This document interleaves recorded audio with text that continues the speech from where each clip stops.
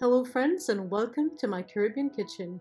My name is Ria and I'm so happy that you're here. Today we're making tamarind chutney. In Trinidad it's pronounced tamarind. This beloved tamarind chutney is made with simple ingredients including culantro, also known as bandania or shadobeni, hot peppers, you may use habanero, scotch bonnet, wiri wiri or cherry pepper, garlic, cumin and sugar. If using fresh with the shell on, peeling is simple.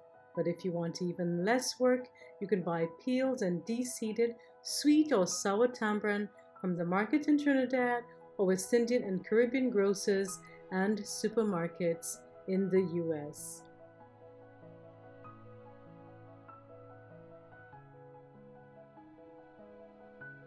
In Trinidad, this spicy, sour, sweet condiment is eaten with saheena, a spinach fritter, a recipe which I shared recently, aloo pie, a deep-fried potato pie, aloo roti, a roti stuffed with well-seasoned and spiced potato, baigidi, which is an eggplant appetizer, also deep-fried, not forgetting our famous doubles. And heck, if I had some of this delicious chicken pilau, I would drizzle some on and enjoy. These delicious recipes can be found on Cooking with Ria website or on this channel. How you eat your tamarind chutney is your business, but my business is to teach you how to make it. So let's start cooking. The first step, if you're using fresh tamarind, peel off the outer layer and remove the woody string. If you're using the pulp with or without seeds, all you need to do is to remove the wrapper.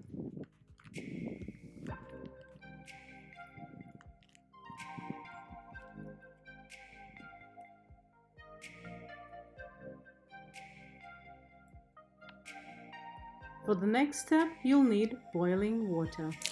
Place the tamarind pulp in a bowl and pour hot water to cover.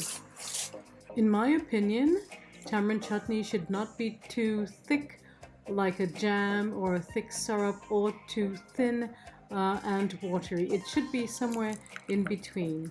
I'm adding 6 cups of boiling water here to the tamarind and I found that was just the perfect amount for the consistency that I love.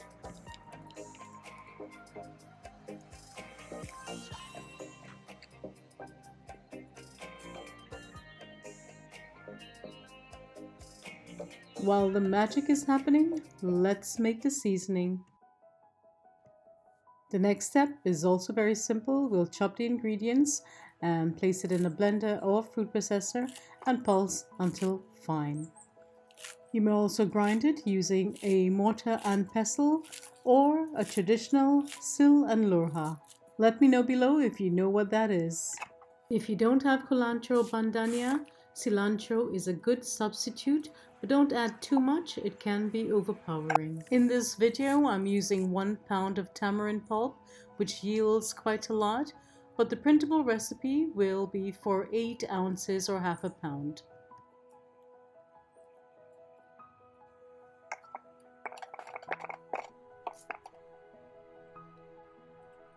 I'm only using 2 hot peppers today, but if it were up to me, I would double this amount.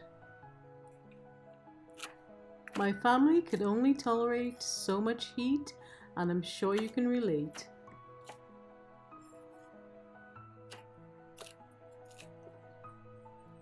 When handling hot peppers, it is recommended that you use a pair of gloves.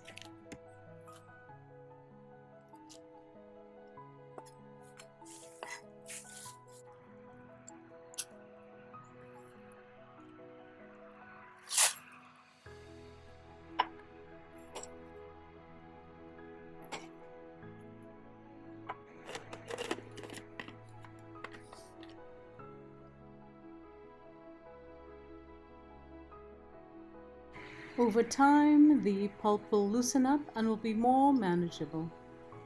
If you're using the fresh tamarind with the seeds and you want to expedite this process, you can boil it in a pot for 10 minutes. I never boil it on the stove because I'm quite happy with the results I get with this method. If you're concerned that not boiling will make it spoil more quickly, I find that the sugar acts as a preservative and extends the life. You may increase or decrease the quantity of the ingredients used according to your preference. More or less spicy or more or less garlicky. All depends on you.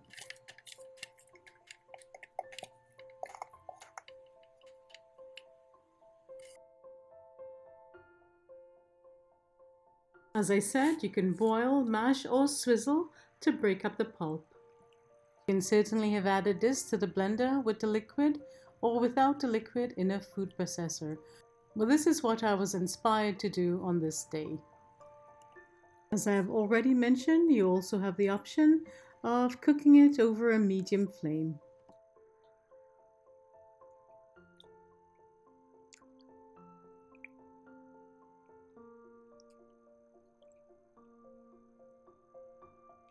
If you don't like the little chunks or you like a smoother texture, the blender or food processor will help.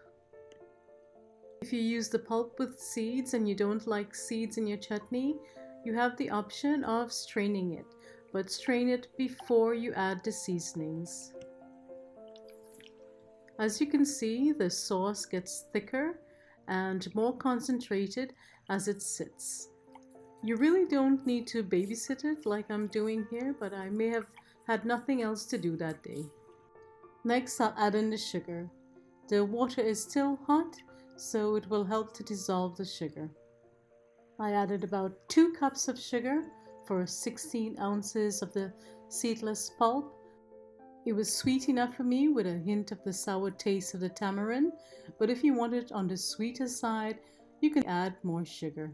What I suggest is that you allow it to sit until the sugar is fully dissolved, maybe a couple of hours, before you decide whether you need to add more sugar or not. And yes, you can use brown sugar instead of the white.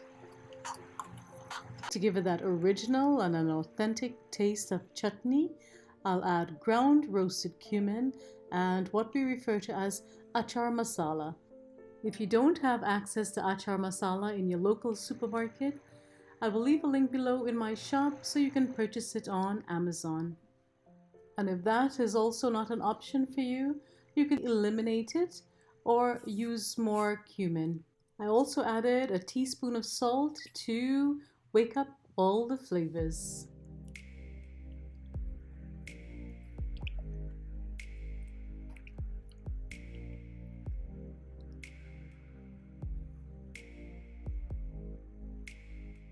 And if you guessed that I missed pholourie at the beginning of this video, you're right. Let me know what else I missed.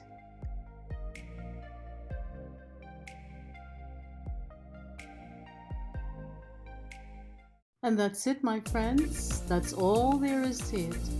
You can make this successfully at home and add a little spice to your life.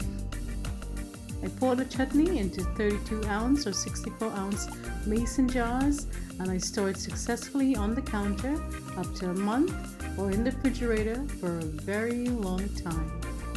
If you're making a large quantity like I did today, you'll have enough for friends and family. Thank you so much for watching till the end. Give me a thumbs up if you enjoyed cooking with me today. Well, we really didn't cook, but thank you anyway. Share this video with your social media community. Tag me on Facebook or Instagram if you've tried any of my recipes, and subscribe if you wish to be a part of the Cooking with Ria family. As always, I look forward to hearing from you below. Stay safe, be well, cook, share and love. Until next time, bye bye.